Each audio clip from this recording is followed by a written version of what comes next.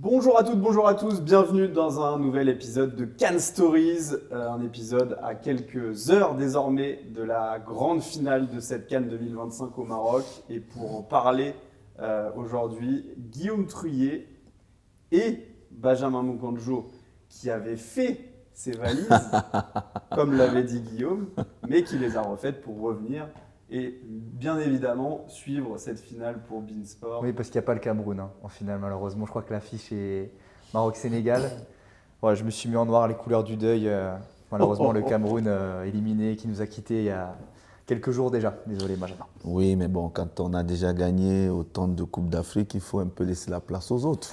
Hein? C'est vrai, c'est beau, c'est sport. Voilà, Bravo. donc on va essayer de partager et on reviendra dans 2 ans pour, comme d'habitude. Vous savez qu'une Coupe d'Afrique sans le continent, c'est pas une Coupe d'Afrique. Bien sûr. En plus, c'est dans 1 an et demi, normalement. C'est Oui, l'été, non, la ouais, prochaine. voilà, Et ça va aller vite. exactement. Ça va aller très Ça, très on vite. va voir parce que c'est pas sûr.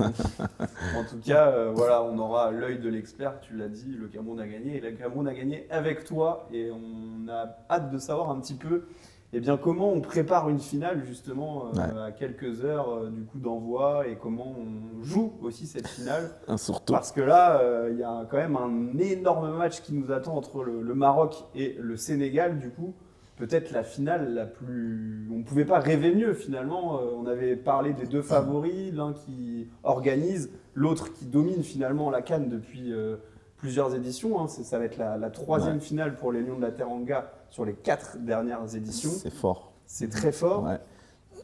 Il y a... Non, mais surtout que la logique, quelque part, a été respectée. Bien sûr. C'est-à-dire que c'est les deux équipes, depuis quelques années maintenant, hein, qui produisent un beau football, qui dominent, pour moi, littéralement le continent africain. Cette Coupe d'Afrique nous a porté aussi pendant des années parce qu'il y avait souvent des effets de surprise, des équipes qu'on attendait le moins, qui arrivaient en demi-finale, en quart de finale, et puis des scénarios aussi improbables comme on a vécu il y a 2 ans en Côte d'Ivoire. Là, sur cette édition, on peut dire que les gros déjà ont répondu présent. On en parlait dernièrement quand on a vu le dernier carré, et même en quart de finale. Toutes les grosses nations du continent étaient présentes, donc ça veut dire qu'il y a une réelle progression du football africain. Et aussi, j'ai rarement vu une Coupe d'Afrique où même les petites nations, entre guillemets, ont essayé de jouer au football. Donc, les terrains aussi le permettaient parce que les pelouses sont magnifiques, sont belles.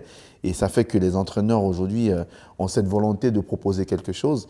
Et il faut aussi souligner que cette finale entre le Maroc et le Sénégal, c'est deux quand même entraîneurs locaux qui appartiennent à leur pays. Donc, ça met aussi l'accent sur le fait qu'aujourd'hui, on est capable de composer avec des entraîneurs locaux qui vont forcément tirer quelque chose de leur groupe, qui connaissent le pays, ces valeurs-là, parce que pendant des années, on allait chercher des entraîneurs en Europe et dans d'autres continents. Donc, c'est aussi ça qu'il faut aussi mettre en valeur. Je ne dis pas que, bien évidemment, il ne faut pas aller les chercher, mais ça met en lumière aussi le fait que sur le continent africain, on puisse trouver des entraîneurs qui ont de la qualité et qui puissent tirer quelque chose de bien dans leur effectif. Non, et puis je pense que tous les sélectionneurs l'ont dit, répété. Julien Chaput a cette formule qui dit c'est la canne de la logique. Bah, c'est vrai que voilà, il y avait des infrastructures top niveau, il y a des joueurs top niveau dans toutes les équipes, des sélectionneurs top niveau aussi. Tout était fait pour que ce soit une réussite. Ça a été une réussite sur le terrain et aujourd'hui on retrouve deux des meilleures équipes. Sur le continent, oui, mais aussi mondialement, puisque bah voilà, le Maroc, lors de la dernière Coupe du Monde, est demi-finaliste, le Sénégal, 8e de finaliste, c'est ce que j'étais en train de vérifier. Voilà, ce sont des équipes qui rivalisent avec les meilleures équipes mondiales. La CAN, c'est plus un petit tournoi à part, ça n'a jamais été, mais là, vraiment, on se rend compte que c'est du même niveau quasiment qu'un Euro, qu'une Coupe du Monde. Et le quasiment, on va très bientôt pouvoir l'enlever, parce qu'à part quelques petits couacs d'organisation, ça a quand même été une grande réussite dans la globalité. Oui, d'accord. Vous avez parlé des sélectionneurs, je voulais qu'on rentre un petit peu déjà dans les personnalités de cette finale de Walid Regragui, parce que il y en a du sucre qui a été cassé sur son dos, surtout en début de compétition. Il y en a plus que dans le thé. Ouais, il y en a beaucoup dans le thé. Il y en a beaucoup, hein, mais bon, on adore ça. Et le Maroc l'adore finalement, ce Walid Regragui, parce que faut quand même se rappeler qu'il a ramené le Maroc en demi-finale de Coupe du Monde. Là, c'est une finale de CAN. Alors évidemment, ce ne sera pas pareil si les Lions de l'Atlas ne remportent pas cette finale.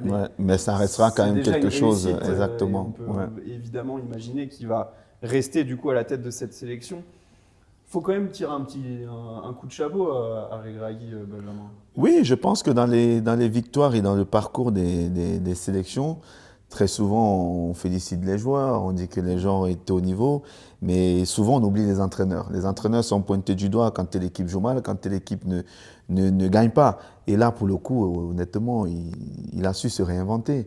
Parce que c'est pas facile, hein, quand on fait demi-finale de Coupe du Monde, on est attendu sur le continent africain, il faut gagner, d'autant plus que la dernière édition de la CAN, ils n'ont pas été à la hauteur des espérances et surtout de ce que le public marocain attendait. Éliminé en huitième. Éliminé en huitième, effectivement, et on se rappelle encore de 2-0 face à l'Afrique du Sud, alors que beaucoup de personnes voyaient cette équipe aller au bout de la compétition.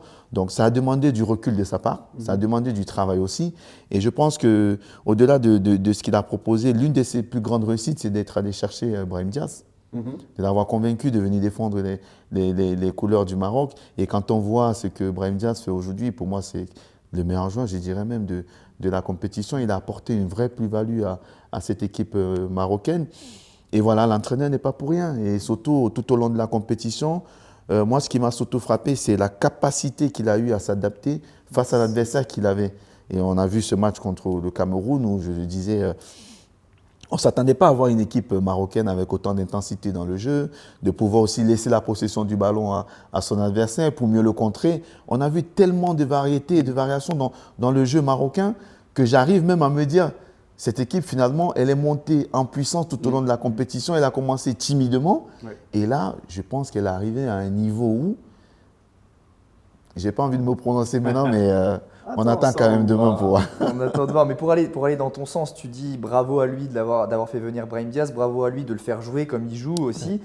Et j'étendrai même à son organisation au milieu de terrain. Ça a été un peu la clé de cette équipe-là depuis le début de la compétition. Et c'est là où ça a pas mal évolué avec Amrabat en 6 au début, finalement blessé. Et finalement un milieu très joueur avec El Ainaoui en 6 et 2-8 qui sont plutôt des 10 finalement, Saïbari et El Khanous.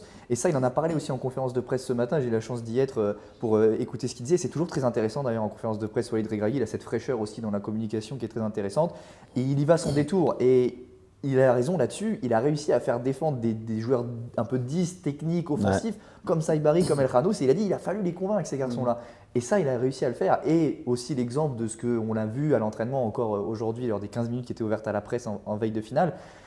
Il a dit aussi en conférence de presse, ses joueurs sont derrière lui, ses joueurs le remercient. J'ai souvenir de Yassine Bounou qui de lui-même, sans qu'on lui pose la question, à la fin du match, Regragui, à la fin du match, à la fin de la demi-finale, vient saluer le coach, alors que entre guillemets c'est lui le héros avec 2 pénaltys arrêtés. Non, lui, il remet Walid Regragui au centre de tout ça. Il remet en question toutes les critiques qu'il y a eu vis-à-vis de lui, la pression, parce qu'on le rappelle, Coupe du Monde du vin remportée avec un sélectionneur aussi qui a fait de très belles choses, Tariq Sekhtioui, Tchad remporté. Donc il y avait de la pression et derrière, on avait l'impression presque que le public marocain attendait juste un faux pas de Regragui pour qu'il saute et qu'on mette un autre entraîneur. Là, vraiment, avec toute la pression qu'il avait sur le dos, c'est exceptionnel ce qu'il fait. Et surtout que pour un entraîneur, il n'y a rien de plus compliqué, difficile, quand le groupe ne vous suit pas. Vous ne pouvez rien réaliser. Et lui, il a la chance aujourd'hui qu'avec ses cadres, on parlait de Bounou, de Saïs, de Aguerre, Hakimi aussi, bien évidemment. Ils sont tous derrière lui. Et je pense que quand les jeunes ils voient que les cadres sont avec l'entraîneur, le discours il passe plus facilement. Et on voit que le plus dur, et je crois que le plus dur pour lui, c'était de faire accepter à ces gens, tu parlais de ce trio au milieu de terrain, qui ne sont pas des réels numéro 6, parce que le vrai numéro 6, c'est Amrabat qui a perdu littéralement sa place, mais de les faire accepter de défendre. J'ai même vu aussi Brahim Diaz sur son côté, qui par moments venait défendre. C'est qu'il leur a vendu une façon de jouer, un projet, et il leur a dit, écoutez les gars, si vous voulez aller loin et espérer gagner cette compétition, il va falloir être appliqué sur le plan défensif. Et c'est formidable ce qu'ils réalisent aujourd'hui parce que ça ne dénaturalise pas leur jeu. On voit que quand ils ont le ballon, ils sont aussi dangereux sur le plan offensif. Et sur le plan défensif, ils font ce qu'il faut. Et c'est aussi quelque chose qui a été reproché à Walid Regragui. C'est vrai que la Coupe du Monde 2022, il va en demi-finale avec un bloc bas qui est très fort en contre-attaque, avec un Kimi, beaucoup de puissance en contre-attaque directement, qui se projette vite. Là, on est sur une équipe, ton milieu de terrain, il y a 3 joueurs de foot, vraiment balle au pied, qualité de passe, etc. On ne peut pas reprocher à Walid Regragui. Il y a quasiment 5 joueurs à vocation offensive sur le terrain, plus des latéraux qui sont quand même Mazraoui. Très très haut. Franchement, on ne peut pas reprocher à cet entraîneur-là de faire bloc bas et d'y aller en bétonnant. Maintenant, je voulais te poser une question aussi parce qu'on va s'appuyer sur ton expérience. On a quand même la chance d'avoir un capitaine champion d'Afrique avec nous. Quelle part tu as attribué, toi, c'était Hugo Bros, c'est ça ton sélectionneur en 2017. Exactement. Quelle part tu attribues à son travail dans votre titre en 2017? Et à l'inverse, est-ce qu'il y a déjà eu des fois où justement tu avais un sélectionneur où, sans citer de nom, tu sentais que voilà, c'était plus dur à suivre pour le groupe?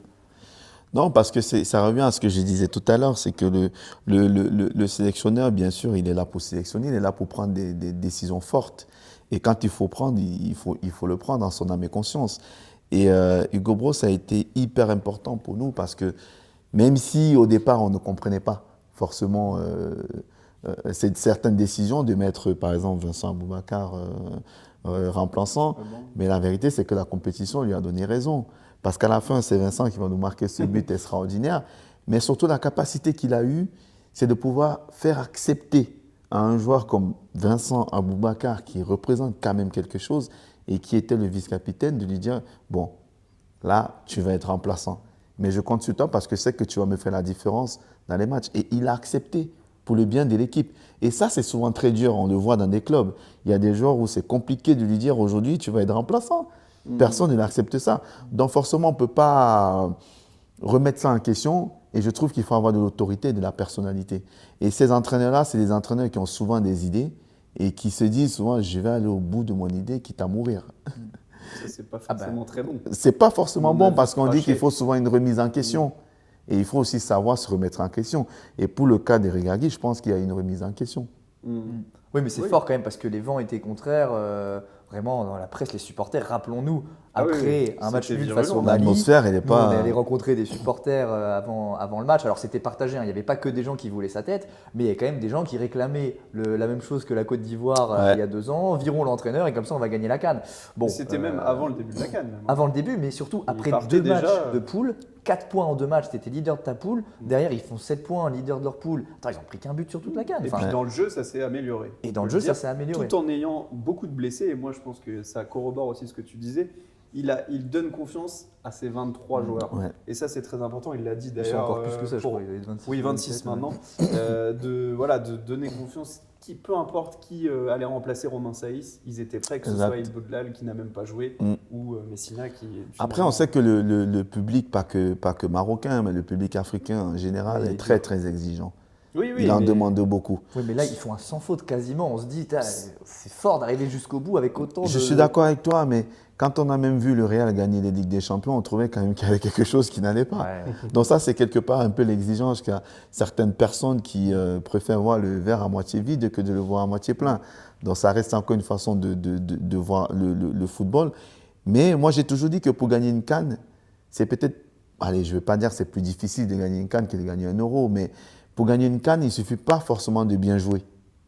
Et aujourd'hui, qu'est-ce qu'on veut? C'est de savoir ce qu'on veut. Est-ce qu'on veut bien jouer et ne pas gagner? Ou alors, est-ce qu'on veut moins jouer et à la fin gagner? Mais je crois qu'aujourd'hui, le Maroc arrive à faire les deux.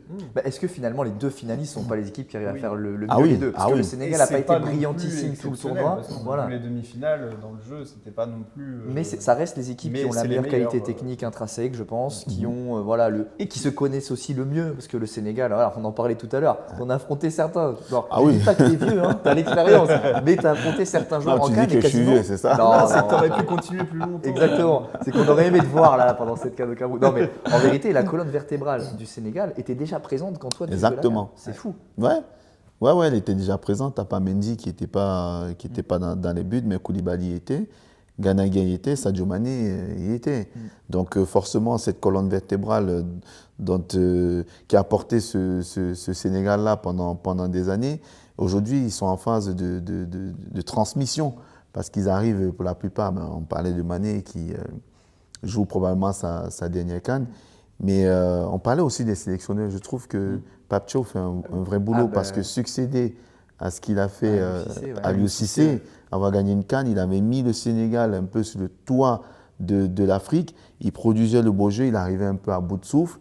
Il fallait trouver un entraîneur qui allait redonner un souffle nouveau à cette équipe. On sent que c'est différent avec une autre façon de jouer, mais surtout, comme le Maroc avait des jeunes joueurs, mais de qualité dont on n'en trouve pas beaucoup sur le continent. Et il réussit quand même à faire un vrai groupe avec la somme de ces talents-là. Et on voit ce que ça donne aujourd'hui. Quand on les voit jouer, on a l'impression que c'est des joueurs qui jouent ensemble depuis des années. Non, mais c'est très fort, c'est vrai, tu le dis. Et on a eu la chance de rencontrer plusieurs joueurs du Sénégal pendant cette compétition. Pape Gueye, notamment, qu'on a interviewé, je me rappelle, le disait très bien. Un management proche de ses joueurs, moderne. Et ça marche très bien avec ce groupe-là, qui est pétri de qualité, tu l'as dit. Et pour aller plus loin que les sélectionneurs, c'est aussi les fédérations. Bon, il y a de l'orage dehors.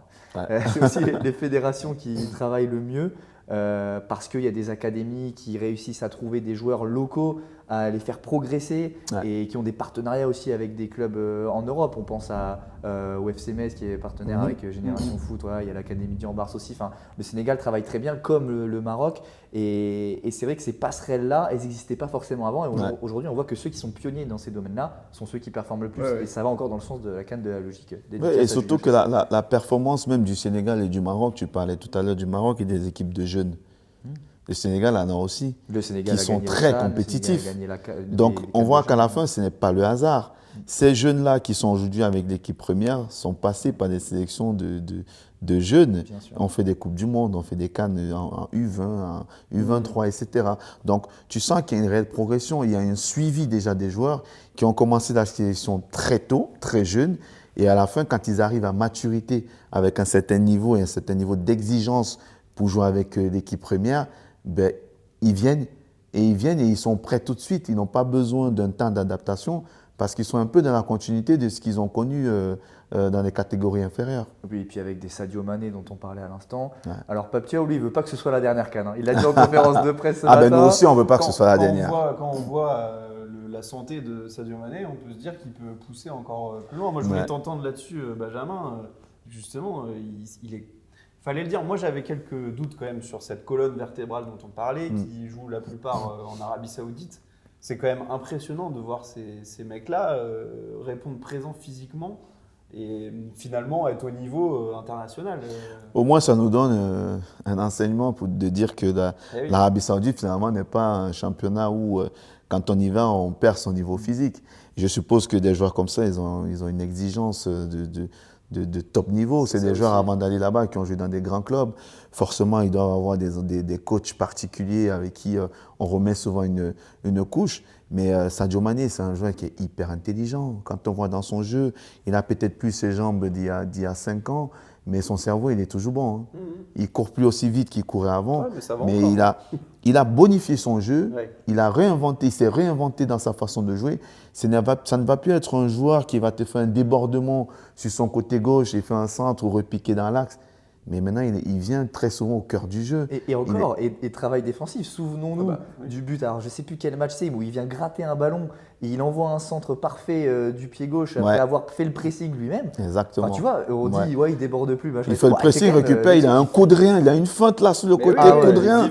Tu sens qu'il a encore quelque chose. Après, je pense que quand on arrive à son niveau, on a quasiment tout gagné. Il a tout gagné, Sadio.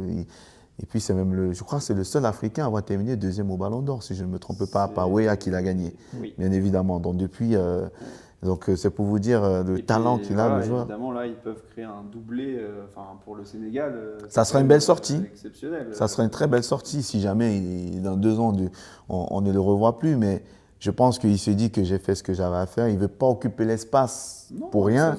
Il est en train de transmettre quelque chose. Et puis, quand on voit quand même les jeunes joueurs, la jeune génération, qui sont à côté, qui poussent aussi, qui attendent l'heure, peut-être que de ce côté, il se dit, bon, moi j'ai fait ce qu'il fallait, il faut que je me retienne. En parlant de ça, justement, on peut parler peut-être de ce petit Sarr qui va, lui, être lancé dans le grand bain, vu que Koulibaly ne jouera pas cette finale. Moi, je voulais juste, avant qu'on embraye là-dessus, je voulais juste rebondir sur ce que tu dis par rapport à Mané, parce qu'il y a le rôle hors terrain aussi.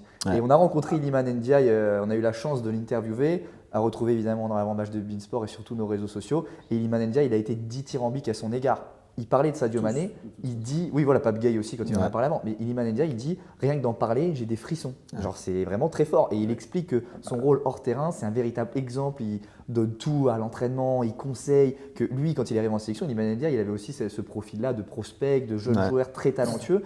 Et il a accueilli à bras ouverts. Et déjà, c'est vraiment les mots que Iliman Ndiaye donne. Donc, c'est aussi ce rôle-là. J'imagine que toi, tu as eu ce rôle-là aussi en sélection. Oui, parce que vous savez, dans une équipe, il y a plusieurs types de leaders. Il y a un leader qui va gueuler, qui a la voix qui porte. il y a un leader comme Sadio Mané qui ne parle jamais, mais Pas besoin de parler. de par sa performance et de par son implication, tu sais que tu es obligé de le suivre. Et lui, ce n'est pas un joueur qui parle, il ne parle jamais, il ne dit jamais rien, il ne gueule jamais. Mais quand tu vois son attitude sur le terrain, tu es obligé de le suivre. Quand tu vois Sadio Mané qui fait des courses pour aller défendre, si tu es à côté de lui, tu as même envie de lui dire « repose-toi, laisse-moi, je vais y aller ». Tu vois? Et ça, c'est des beaux messages. Et c'est pour ça que quand vous avez des témoignages comme Ndiaye qui le dit, ça veut dire que ce joueur-là, il représente beaucoup, non seulement pour son pays, mais pour eux aussi, les jeunes joueurs. Ouais. Et c'est un exemple. Ils sont obligés de le copier. Et puis en plus, il y a des leaders vocaux, parce que ça, Pape Gueye et Iliman Ndiaye, ils l'ont tous les deux dit d'une même voix également. Kalidou Koulibaly, Ouais. quand il parle, tu Ouais, l'écoutes. lui, il est plus. Edouard Mendy, quand il ouais. parle, tu l'écoutes. Et Gana Gueye aussi. Gana Gueye, pareil. Iliman Ndiaye, je lui ai posé la question. C'est voilà, les voix du vestiaire, il m'a cité tous ces joueurs-là, mais il m'a dit Gana Gueye, pareil. Ils font des réunions, en fait, les Sénégalais, chaque veille de match, où ils discutent de foot, mais pas que, de comment chacun se sent, etc. Et ces réunions-là, il explique qu'elles sont très marquantes et que Gana Gueye, notamment, a une faculté à poser des mots, à encourager, à rassurer, et que c'est quelque chose qui fonctionne très bien. Donc quand tu as des leaders, par exemple, comme tu le dis, des leaders vocaux, il y a tout dans cette équipe pour aller au bout. Ouais, bah c'est la colonne vertébrale, c'est ce qu'on disait. Et Gana Gueye, c'est le joueur le plus capé de tous. Ah oui. Oui, alors bon, c'était une clé, j'allais lancer ce Mamadou Sarr, mais on peut aller plus globalement. Qu'est-ce qui va faire que ce match va aller d'un côté ou de l'autre? J'aimerais bien que chacun me donne des... Peut-être que vous avez déjà le scénario en tête, mais voilà, à quoi on peut s'attendre? Est-ce que ça va être une finale fermée comme un peu les deux autres demi-finales? Est-ce que justement ça va aller en prolongation? Ou voilà, est-ce qu'une équipe peut prendre rapidement le lead? Dernière information, il y a quand même ces deux équipes qui ont pris très peu de buts. Le Maroc, c'est qu'un seul but sur 6 matchs. Ouais. Celui qui a le scénario du match, j'aimerais bien qu'il m'en donne parce que je me pose la question depuis que ces deux équipes sont arrivées en finale et j'ai toujours pas trouvé. Mais ce que je peux dire par rapport à ça, c'est que quand on arrive à ce niveau en finale, forcément on pense à gagner. Et souvent, on prend moins de risques possibles. C'est ça, souvent c'est un peu fermé. Souvent, c'est même très souvent fermé. Ouais. Rares sont les finales qui ont fini 3-0. Donc, on est en Coupe du Monde, mais, c'était en prolongation. C'était peut-être la plus belle finale de l'histoire. C'est la plus belle finale. Mais là, parce qu'on est à 90 minutes ou 120 minutes de gagner quelque chose, notamment pour les Marocains, ça fait, je crois, 50 ans qu'ils n'en ont pas gagné. Bon, les Sénégalais, ça fait pas longtemps. Mais on a envie de gagner et très souvent, on est très prudent dans l'approche du match et même pendant le match. Dans la finale de 2017, vous encaissez d'abord un but. Ah oui. Finalement, vous revenez. Donc, heureusement qu'on l'a encaissé, j'ai envie de dire. Ouais, tu vois. Ouais. Quoi, ça oui, je pense que le fait, pour revenir à nous, le fait d'avoir encaissé ce but nous a un peu libérés. Ouais. Parce qu'une finale, c'est pas un match comme tous les autres matchs. Puis tu es obligé de jouer. À un moment donné, tu es obligé. À un moment donné, vous l'avez pris assez tôt, quoi, ce but. On l'a pris assez tôt. Vers la 20e. Surtout face à l'Égypte, parce qu'on connaît l'Égypte et la solidité défensive que l'Égypte a toujours eue. C'est difficile d'aller leur mettre un but. Et nous, on le prend assez tôt dans le match, en première mi-temps. Mais la deuxième mi-temps nous a libérés parce que finalement, on était dos au mur. Et quand tu es dos au mur, tu peux qu'avancer. Tu peux plus reculer, tu as le mur derrière toi. Et à ce moment-là, tu es obligé de sortir un peu plus, de prendre un peu plus de risques. Et puis, voilà, ça nous sourit sur un coup de pied arrêté, comme souvent dans ces matchs-là qui sont hyper fermés, quoi. Dans ce sens-là, on peut peut-être donner un petit avantage aux Sénégalais dans la gestion des émotions. Parce que comme on l'a dit, il y a une équipe qui a une ossature d'équipe, qui a quand même connu le titre en 2021. Il y a ce match récent, je le ressors à chaque fois, mais face à la RDC en qualif au Mondial, au Stade des Martyrs, ambiance de fou en faveur de la RDC qui voulait retrouver une compétition après des années, un Mondial après des années sans le jouer. RDC qui mène 2-0, Sénégal qui reste très calme et qui va carrément gagner 3-2 Exactement. là-bas. Donc il y a ce schéma-là, expérience plus faculté à gérer des scénarios contraires. On l'a vu en 8e quand ils étaient menés face au Soudan, pas d'excitation. Pape Gueye, je me rappelle, qui dit Sadio Mané, je le regarde quand je vois qu'on a pris un but, il ne s'inquiète pas. Voilà, il y a cette expérience-là qui me fait penser qu'en cas de but encaissé, le Sénégal peut réagir. Il est capable de réagir. C'est ça.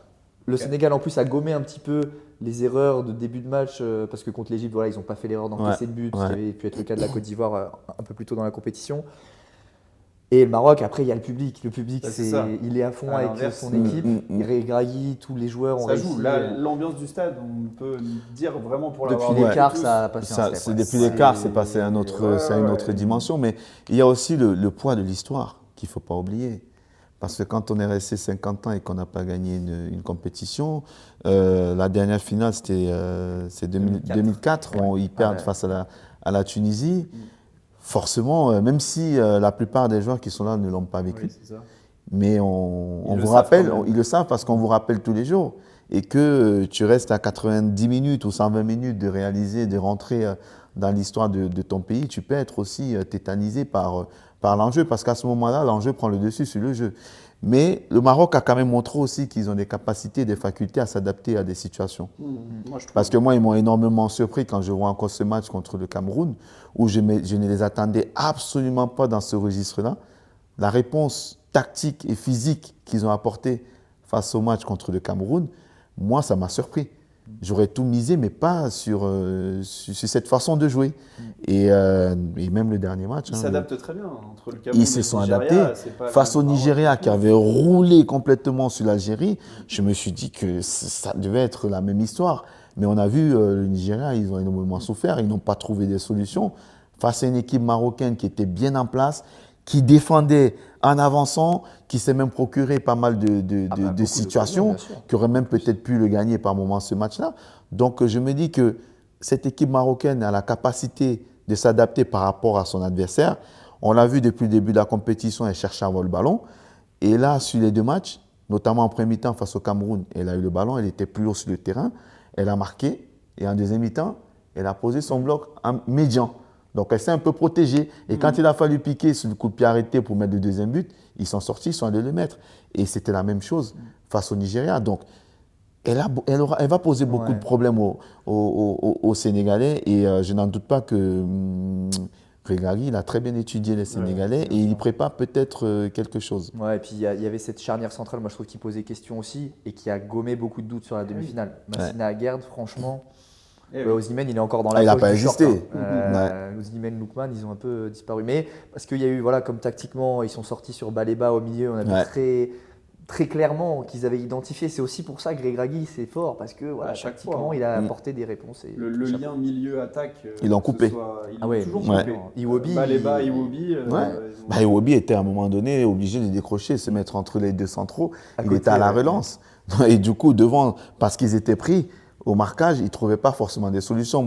On a encore des images où on a Bassé qui a le ballon, qui met le pied sur le ballon, il regarde à gauche, il regarde à droite, mais il n'y a pas de mouvement autour de lui. C'est parce que cette équipe marocaine était quasiment en marquage. Il n'y avait aucun joueur nigérien qui était libre.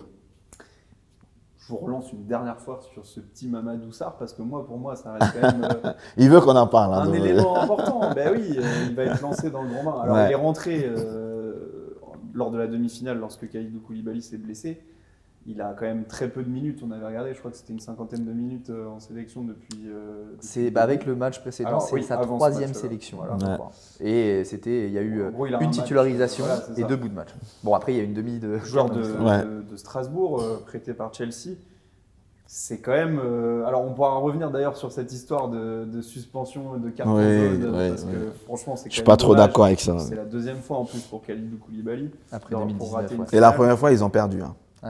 Il n'était pas là, ils ont perdu. Après, Kalidou Koulibaly n'aurait quoi qu'il arrive pas pu jouer puisqu'il est sorti sur blessure. Et ça, pareil, on a pu discuter un peu avec lui. Il avait expliqué que c'était impossible qu'il joue à cause de sa blessure. Donc moins frustrant. Par contre, très frustrant pour Habib Diarra, surtout quand on voit le carton jaune qu'il prend. Et ça, ce sera aussi quelque chose à suivre parce que je pense que c'est Lamine Camara qui tient la corde pour débuter, mais que ce soit lui ou Pape Matar Sarr, qui sont quand même encore des très gros joueurs, mais qui ont déçu sur cette CAN. Quand ils ont eu leur chance, ils n'ont pas été forcément au niveau. Là où Pape Gueye et Gana Gueye, c'est des valeurs sûres sur cette CAN. C'est peut-être le moment de se réveiller. Ah bah oui, Lamine Camara. Quoi de mieux, Camara n'a pas le choix. Et puis il a déjà montré en CAN beaucoup plus jeune qu'il avait. Et sa frappe peut d'ailleurs être aussi quelque chose de débloquant parce que ce sera peut-être. Après, pour revenir à Sarr, derrière, moi je pense que, pour moi, c'est mon avis, il n'y a pas de temps pour débuter. Il faut jamais attendre le bon moment. Pour moi, le bon moment, il n'existe pas. Le bon moment, c'est quand tu as l'opportunité de débuter, de jouer et que tu dois montrer que tu as le niveau. De toute façon, ça reste une finale, c'est vrai. Il y a énormément de pression derrière, mais quelle pression il doit avoir? Je pense qu'il faut en avoir un petit peu. On en parle d'ailleurs de comment appréhender une finale. Tu nous expliqueras comment tu l'avais vécu, mais il y a quand même un peu de pression. Et son papa a disputé une finale et elle n'a pas gagné en plus. Ah, Si je dis pas de bêtises. Donc, après, il y a ça, mais il y a aussi, voilà, moi je me rappelle de C'est un Moussa jeune Niakhaté. joueur. Et on Oui. sait que les jeunes joueurs, il y a beaucoup d'insouciance Ils ont aussi envie de dans la prouver jeunesse. et ça peut- Forcément, il a envie de prouver, ça c'est clair, mais je n'en doute pas une seule seconde que Koulibaly va forcément parler avec lui. Les cadres Moussa vont Niakhaté en aussi, en discuter zone avec mixte, lui. après le match, a dit Mamadou Sarr, c'est mon gars, il a Voilà. assuré Mais sur bien le sûr, match. sera mais bien accompagné sûr. Voilà, il va être quelqu'un en confiance. d'expérience. Et puis il a montré en demi-finale qu'il pouvait tenir la Voilà, baraque. c'est ça, c'est un- Il a pas été mauvais, il a été plutôt bon, même si voilà, ça reste une finale. Mais je pense très sincèrement qu'avec ce que ce groupe-là dégage, cette force collective qu'ils ont, et puis c'est un joueur qui a l'habitude de venir en sélection, donc forcément ils se connaissent un peu, même si ils n'ont pas l'habitude de jouer ensemble derrière. Mais moi, je m'en Il doute vient pas. d'arriver en sélection. Oui, Mamadou Sarr. je m'en doute pas Mais- qu'il va pouvoir. Mais bon, il y a d'autres jeunes dans cette équipe-là. Ibrahim Mbaye, voilà, à 17 ans, Voilà. il éclaire le Il jeu. s'est quand il s'est rentre. adapté comme si de rien n'était, comme Lui s'il aussi, était là Malik depuis un Diouf, Lui moment. aussi, ça peut être un détonateur. Bien d'ailleurs, sûr. de Et Marseille. Eladji C'est un Malik vrai Diouf, joker. arrière gauche, 20 ans aussi, qui Ouais. a fait sauter Ismail Jacobs, qui avait Ouais. commencé la compétition en tant que titulaire. Donc ces jeunes-là, en fait, j'ai l'impression qu'ils Et la sentent pas trop la pression. Ça revient à ce que vous disiez d'ailleurs tout à l'heure sur ce vivier du Sénégal qui joue sur cette colonne vertébrale, mais qui a aussi déjà, et c'est un petit peu du coup le passage de témoin, cette finale aussi entre les jeunes et. Je suis tombé sur une vidéo très marrante d'Eladji Malik Diouf, justement, il y a 4 ans, en train de célébrer la CAN, la ouais victoire du Sénégal. Donc exceptionnel de voir ça. Ça me rappelle un peu Benjamin Pavard qui célébrait, Oui. qui regardait l'Euro, je sais plus, 2016, je pense, dans une fan zone et qui jouait la Coupe du Monde 6 ans après. Ouais. Enfin, 2 ans. 2 ans après, oui, seulement 2 ans, oui, bien sûr. Et en fait, tu disais tout à l'heure, il n'y a pas d'âge. Samuel Umtiti, Euro 2016, on se Exactement. rappelle. Il C'est le débarque, meilleur il exemple. remplace Laurent Koscielny, qui était un Exactement. titulaire Ouais. à côté Et de il fait Raphaël le job. Varane et il fait un Euro de fou. Donc, Dernier petit point qu'on peut aborder avant de parler, sur cette finale, c'est est-ce que la préparation de Sénégal, je me tourne vers toi Guillaume parce que tu as suivi ça un peu en conférence de presse aussi, vous l'avez sûrement suivi, hein, du coup, Ouais. cette arrivée des joueurs à la gare, alors est-ce qu'il y avait assez de sécurité ou pas? En tout cas, d'après ce qu'on a vu comme image, ça paraissait un petit peu léger.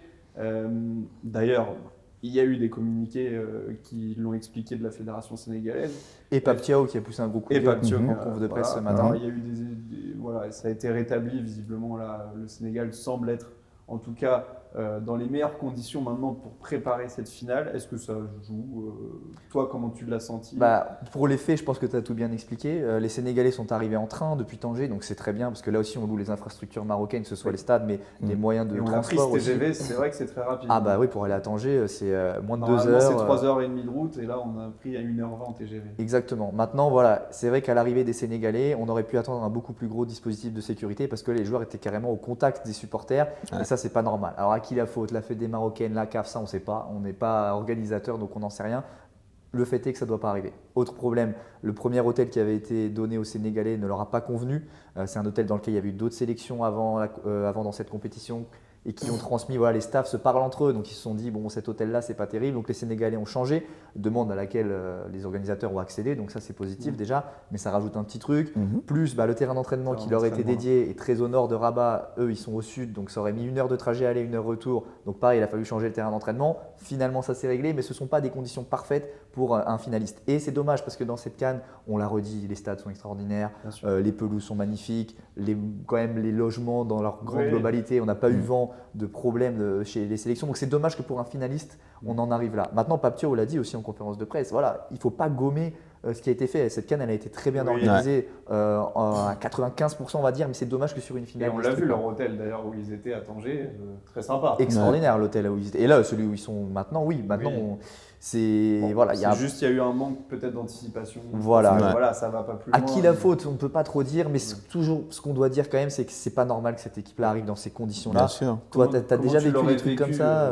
de prendre un bain de foule des supporters Non, mais forcément, moi, je l'aurais mal vécu, comme je suppose qu'ils l'ont vécu les Sénégalais. Et on n'est pas à l'abri d'un supporter, je sais pas, perché qui va mettre un coup, on ne sait jamais, sachant que quand même il y a une finale à jouer contre le pays hôte. Si Mané était la cible d'un taré, Ça serait passé comment? Qu'est-ce qu'on fait du coup derrière? Ouais, bien sûr. Et qu'il y a un joueur sénégalais qui ne puisse pas jouer demain. Oui, heureusement que ça ne s'est pas passé comme ça, mais ça reste encore une fois, il faut anticiper les choses. Je pense qu'ils étaient au courant qu'ils allaient prendre ce train-là, qu'ils allaient arriver à telle heure. Logiquement, il devrait avoir un cordon de sécurité pour permettre à cette équipe de sortir de là et de rejoindre son hôtel dans de bonnes conditions.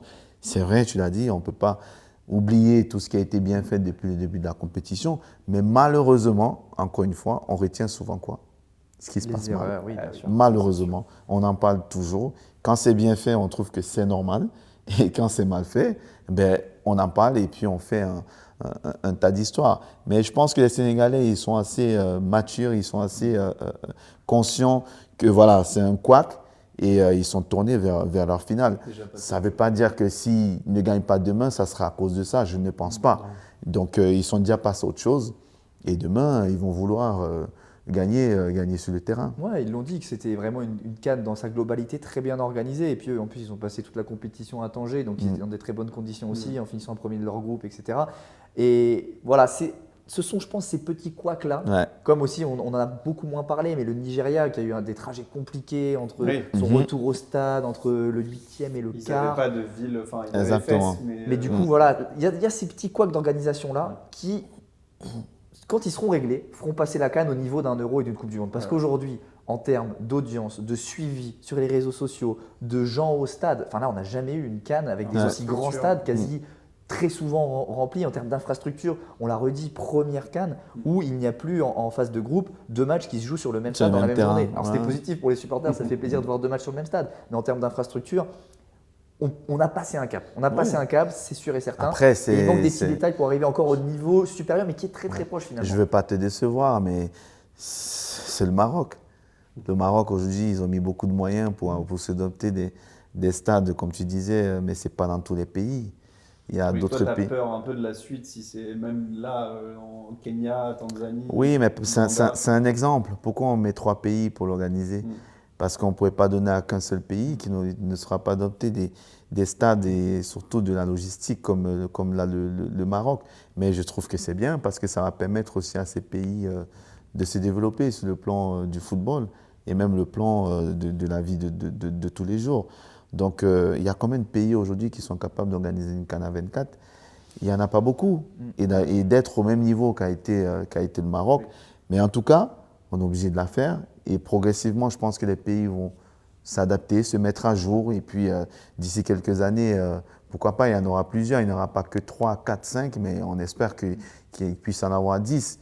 Mais bon, après, c'est un autre débat. On va revenir encore en disant, mais on va la passer tous les 4 ans. Bon, là, c'est encore un autre sujet, ça. Non, mais la couverture médiatique est sans précédent. On voit encore le nombre de journalistes en conférence de presse ce matin. Franchement, c'est impressionnant. Je trouve que il y a un cap qui a encore été franchi. Celle en Côte d'Ivoire avait été une franche réussite. Elle était très très bien. Les sélections, les joueurs avaient loué la qualité des infrastructures, des pelouses, des logements. Là, on a encore franchi un cap, c'est sûr. Et c'est frustrant de voir qu'il y a ces tout petits couacs qui viennent un tout petit peu gâcher la fête parce que voilà, c'est avant une finale. Ça gâche un tout petit peu. Mais Guillaume, les couacs, tu ne peux rien faire. Dans toutes les compétitions, il y a toujours quelque chose. Moi, je suis pas mais le problème, je suis d'accord avec toi. Nommer les arbitres non, 24 heures je suis d'accord avec toi. La CAF, par moment, tu as l'impression qu'il y en a qui prennent des décisions qui ne comprennent pas grand-chose au foot. Je suis d'accord avec toi. Là, sur le coup, il n'y a pas de problème. Mais tout ce qui est autour, tu vois, moi, j'ai déjà vécu plein de choses, que ce soit en Coupe du Monde, que ce soit en l'Euro. La seule différence, c'est que quand ça arrive en Afrique, j'ai l'impression que c'est plus dénoncé. Et ça fait plus la une que ce qui se passe ailleurs. Donc, et souvent, j'ai même le sentiment que certaines personnes n'entendent que ça. Tu vois? Je ne dis pas tout le monde, j'ai dit certaines personnes n'attendent que ça. En tout cas, c'est surinterprété souvent aussi. Exactement. Exactement. C'est vrai qu'il y a des trucs qu'il faut mieux faire, il y a des décisions qu'il vaut mieux prendre avec beaucoup plus de réflexion. C'est vrai, il y a du travail encore à faire. Mais c'est normal. C'est comme pour une Coupe du Monde, il y a du travail à faire. C'est comme pour un Euro, il y a encore des trucs à faire. Si c'est parfait, franchement, je ne suis même pas sûr que ça existe. Il y a souvent des petits couacs. Mais pour moi, il ne faut surtout pas qu'on reste là-dessus et qu'on retienne que ça. Moi, je ne dis pas nous ici, mais je dis les gens qui nous regardent et les gens qui suivent la CAN. parce qu'il n'y a pas que des mauvaises choses qui se passent. Ah non. Et je trouve même que la CAN, elle a vachement Ah oui, c'est évolué. Moi, je me rappelle, on jouait sur des terrains catastrophiques, des pelouses, on a eu aussi des histoires d'arbitrage, même si on en a eu encore sur celle-ci. Mais voilà, ça se réduit au fur et à mesure. Et je trouve que d'ici quelques années, on passera à une autre dimension. Mais on y est déjà, moi je trouve. Et c'est pour ça aussi qu'on entend tous ces techniciens qui sont footballistiquement, les techniciens, les joueurs, les staffs, à un niveau international. Ils le prouvent lors des Coupes du Monde. Bah, je les trouve en droit et je comprends qu'un Pape Thiaw aujourd'hui en conférence de presse il pousse un coup de gueule parce que ces sélections aujourd'hui elles affichent un niveau footballistique qui est au top international, au top mondial et qu'elle est en droit. Pour moi l'Afrique n'est plus à part. L'Afrique doit être au niveau d'un championnat d'Europe. On peut plus dire c'est un peu la magie de la CAN comme on aurait dit il y a des années, c'était plus possible. Bah, les résultats nous prouvent aujourd'hui que… Et en plus en gardant quand même pour beaucoup de sélections cet accès aux joueurs qui est magnifique, de pouvoir faire des interviews avant une finale, avant un quart de finale avec une équipe finaliste. C'est exceptionnel. Donc ça, c'est pour ça que malheureusement, il y aura aussi peut-être des côtés négatifs à ce que ça se professionnalise trop. Mais soyons indulgents. Il veut toujours trop. Non, mais c'est parce que c'est tellement bien que ça pourrait être encore mieux. Mais franchement, déjà, on peut toujours mieux faire. C'est la barre de progression encore. Pour finir, Benjamin, je voulais t'entendre. Là, on est à quelques heures, la soirée va bientôt commencer. Ouais. Tu nous expliquais un peu avant le début de l'émission que toi, tu n'avais presque pas dormi avant la finale. Ah oui. Comment on gère ça vraiment? Parce que des fois, on se dit les heures doivent être des années en fait. C'est des décennies même. mais quand tu commences le match, est-ce que tu sens un état de fatigue du coup? Parce que c'est le stress, le manque de sommeil. Bah, tu ressens tout. En plus, ça fait un mois de compétition. Ouais, ça fait un mois de compétition, tu ressens tout parce que quand tu es en pleine compétition, tu ne penses pas forcément à ce qui va se passer demain. Tu fais ton petit bout de chemin en te disant que de toute façon, voilà, je peux sortir à tout moment. Mais quand tu arrives en finale, tu ne sais pas que je peux sortir, tu n'es pas éliminé. C'est soit tu la gagnes, soit tu ne la gagnes pas. C'est là où tu te dis vraiment, là, je peux la gagner. En fait. Ah oui, mais coup, c'est là où tu penses, je disais tout à l'heure, on pense plus à l'enjeu qu'au jeu. Alors que quand tu es dans la phase de poule, ou même quand tu es en quart de finale, etc., tu te dis, bon, allez, on va voir ce qui va se passer. Mais quand tu arrives en finale, et surtout, tu parlais de la veille, moi je vous dis, les gars, j'ai pas dormi. Mais est-ce que c'est tous les joueurs pareil?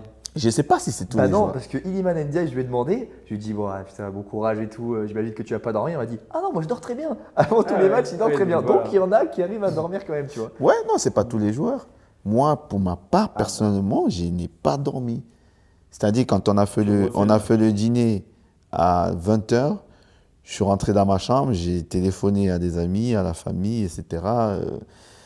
Et déjà, tu as la famille qui commence à te dire, demain, c'est un grand jour. Ah là, le stress. Et puis, tu vas un peu traîner, aller sur des réseaux sociaux, tu vois les vidéos des gens, des Camerounais, ils sont tous… oui, franchement, non, mais même si tu n'y vas pas, tu as toujours une personne qui va te l'envoyer, tu vois. Tu vois ton quartier, des gens qui sont… Mais attends, et là, tout de suite, tu es dans le match. Moi, le match, je l'ai joué la veille et je l'ai joué le jour même. Donc, la journée après, elle est interminable. Ah non, la journée, elle est longue parce que le match, il est à 20h. Quand tu te lèves le matin, tu vas au petit-déj et que tu fais… Après, on va faire une petite balade et tout. On revient, tu as une petite séance vidéo. Tu arrives à manger le midi? À midi, c'était dur de manger. Mais tu es obligé de manger parce qu'il faut quand même avoir des forces. Mais tu sais, c'est la sieste entre le déjeuner de midi là, et la collation. Là, les 2-3 heures de sieste là. Ah, mais moi, je n'ai pas dormi. C'est-à-dire, je suis rentré dans mon lit, je me suis couché, j'ai dormi et je me suis dit, j'ai dormi. Mais quand je me suis levé, j'ai regardé mon téléphone, j'avais dormi 10 minutes. Et là, à ce moment, tu commences à penser au match. Tu dis, Ahmed, si ça là, il passe à gauche, il faut peut-être que je fasse à droite. Et moi, en face de moi, comment je peux faire? Mais le match, moi, je me suis fait. J'ai fait le match pendant des heures et des heures avant d'arriver. Eh ben non, souvent, c'est pas ce qui se passe. Et sur le terrain, quelques instants avant de rentrer sur le terrain?